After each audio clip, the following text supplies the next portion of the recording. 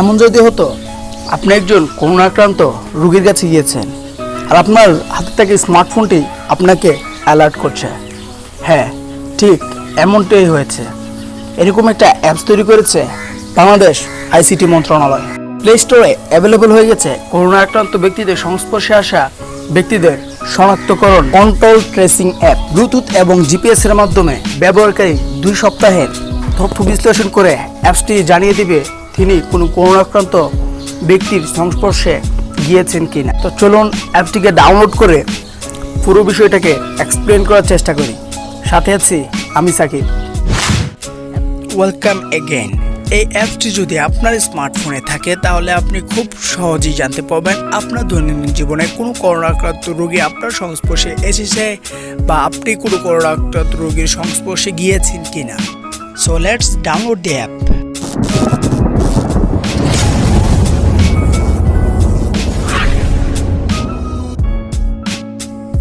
এতক্ষণ যাবৎ আমি যে অ্যাপটির কথা বলছিলাম সেটার নাম হচ্ছে করোনা ট্রেসার বিডি।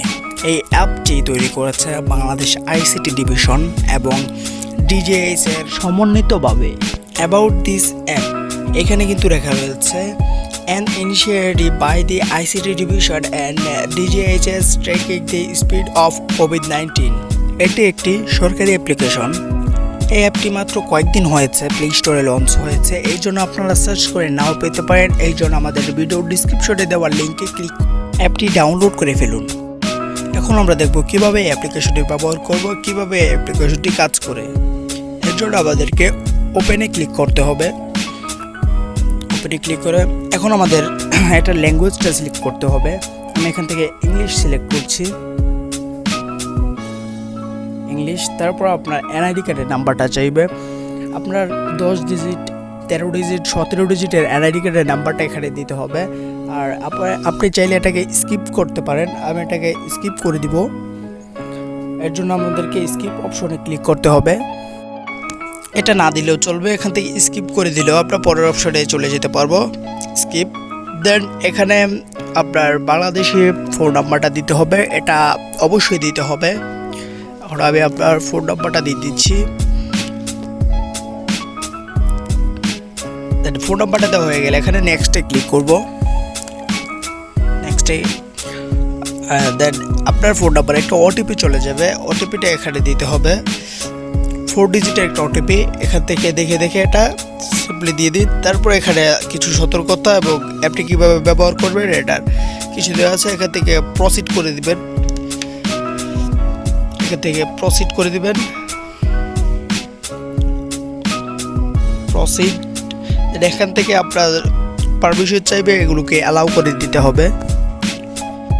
এখানে আমাদের অ্যাপ্লিকেশনটি কিন্তু ওপেন হয়ে গেছে। এখন আপনি চাইলে আপনার ল্যাঙ্গুয়েজটাকে চেঞ্জ করে নিতে পারেন। আমরা আমাদের ল্যাঙ্গুয়েজটাকে চেঞ্জ করে দেখাই দিচ্ছি। উপরের বাংলা আইকনে ক্লিক করে এটা কিন্তু বাংলা হয়ে যাবে। বাংলা হয়ে গেছে।